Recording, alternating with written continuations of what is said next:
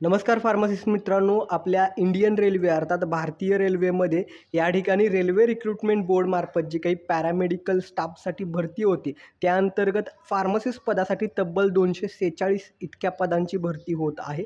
तर या संदर्भातली जी काही ॲडव्हर्टाइजमेंट आहे याबाबत आज आपण सविस्तर चर्चा करणार आहोत. सगळ्यात पहिल्यांदा महत्त्वाची गोष्ट, या पोस्टसाठी कोण कोण ॲप्लाय करू शकतं. तर लक्षात ठेवा, ज्या विद्यार्थ्यांचं डिप्लोमा इन फार्मसी अर्थात डी फार्म किंवा bachelor of pharmacy B pharm हे पूर्ण असणं गरजेचं आहे. त्याशिवाय तुमचं स्टेट फार्मसी काउन्सिलकडे रजिस्ट्रेशन असणं गरजेचं आहे. अर्थात तुम्ही रजिस्टर्ड फार्मसिस्ट, नोंदणीकृत फार्मसिस्ट असणं गरजेचं आहे. तुम्ही आत्ता जर फायनल इयरमध्ये असाल बी फार्मच्या किंवा डी फार्मच्या तर तुम्ही ॲप्लाय करू शकत नाही. तुमचं एज्युकेशन कंप्लीट हवं आणि रजिस्टर्ड फार्मसिस्ट म्हणून नोंदणी असणं गरजेचं आहे. आता बघूया यासाठी ॲप्लिकेशन कधीपासून करता येणार आहेत. तर या ठिकाणी बघू शकता, ॲप्लिकेशन फॉर्म ओपन होत आहेत 17 ऑगस्ट 2024 पासून आणि फॉर्म कधी क्लोज होत आहेत, ॲप्लाय करायची लास्ट डेट आहे 16 सप्टेंबर 2024. म्हणजे जवळपास या ठिकाणी 1 महिनाभराचा अवधी आहे फॉर्म भरण्यासाठी.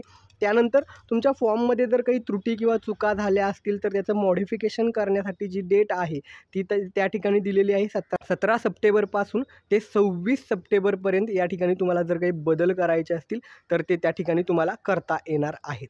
आता या ठिकाणी बघू शकता, खाली आपली जी फार्मसिस्ट पदाची जी भरती होते 13व्या क्रमांकावरती फार्मसिस्ट एंट्री ग्रेड म्हणून आहे आणि या ठिकाणी पे स्केल आपलं 29,200 असणार आहे. आणि या ठिकाणी पे स्केल आहे, यामध्ये जे काही महागाई भत्ता, त्याशिवाय घराच्या भाड्यासाठी जो भत्ता मिळतो, इतर जे काही अलाउन्सेस आहेत ते सगळे यामध्ये ॲड होत असतात. आणि या ठिकाणी बघू शकता की 246 इतक्या पोस्ट आहेत. अर्थात ह्या एकूण 246 पोस्ट आहेत.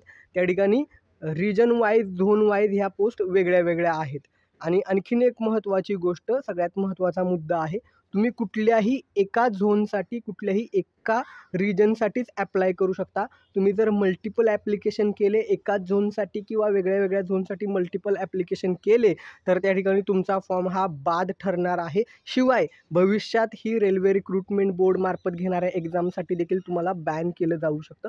त्यामुळे मल्टिपल फॉर्म भरू नका, एकच फॉर्म भरा, व्यवस्थित भरा. कुठल्या ठिकाणी किती जागा आहेत या सगळ्या गोष्टींची माहिती घेऊन फॉर्म तुम्हाला भरायचा आहे. फी वेगळी वेगळी आहे, कास्ट कॅटेगरीनुसार या ठिकाणी फी वेगळी वेगळी असणार आहे. तर ते देखील तुम्ही पाहू शकता.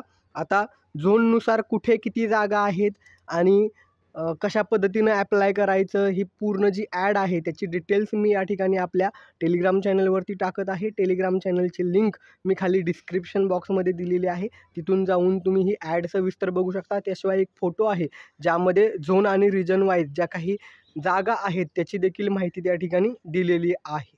तर ही माहिती आवडली असेल तर ज्या कोणाचं डी फार्म, बी फार्म पूर्ण झालेला आहे आणि या भरतीला ॲप्लाय करणार असतील तर त्यांच्यासह हा व्हिडिओ शेअर करायला विसरू नका.